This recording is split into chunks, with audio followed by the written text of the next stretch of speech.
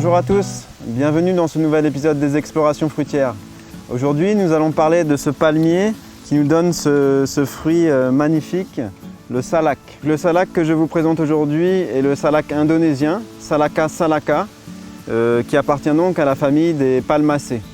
Le salak est un fruit qui nous vient d'Asie du Sud-Est. On le retrouve dans une zone allant de la Thaïlande à Malaisie, Indonésie.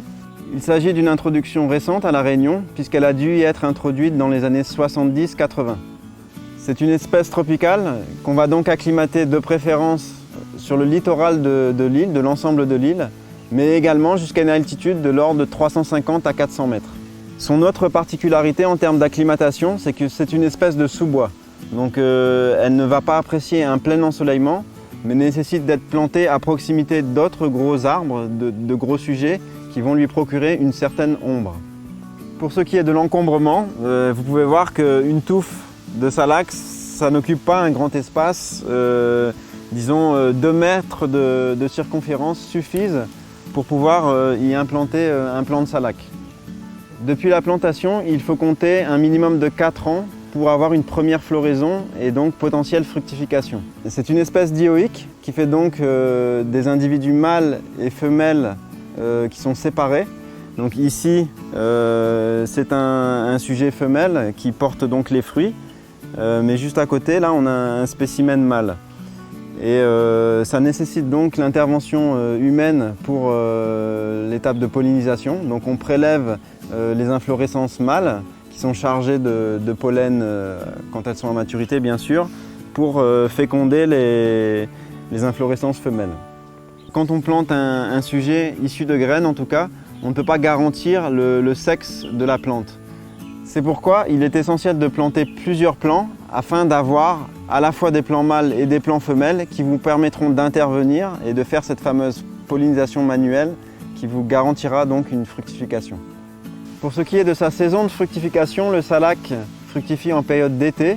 Donc on a donc des floraisons qui vont se succéder et à partir de novembre-décembre, avec les dernières fleurs qui vont émerger en janvier, sachant qu'entre la floraison et le fruit qui est à maturité comme ici, il faut compter à peu près 3 mois.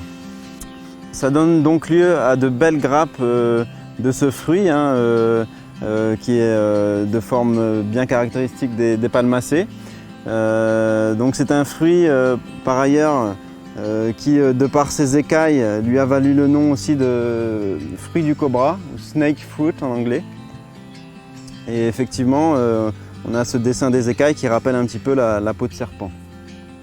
Donc comme vous pouvez le voir, c'est un sujet, un spécimen très épineux. Faut faire très attention à ne pas trop s'y frotter. Voilà donc notre cueillette du jour. Donc je vais vous ouvrir un fruit pour que vous puissiez voir un petit peu comment ça se présente à l'intérieur. Donc comme vous pouvez le voir, c'est cette peau qui est quand même assez coriace, là, assez épaisse.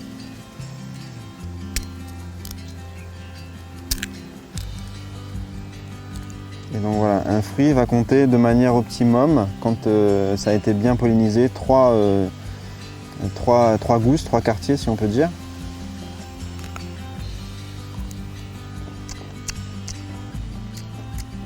Donc on est sur une consistance qui rappelle beaucoup, pour ceux d'entre vous qui connaissent, le Jacques dur.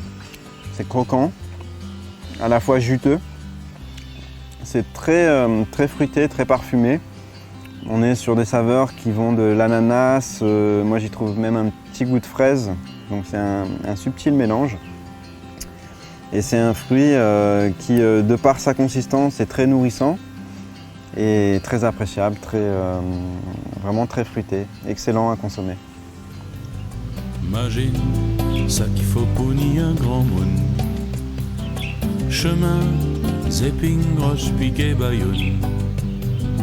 Imagine ça qu'il faut punir.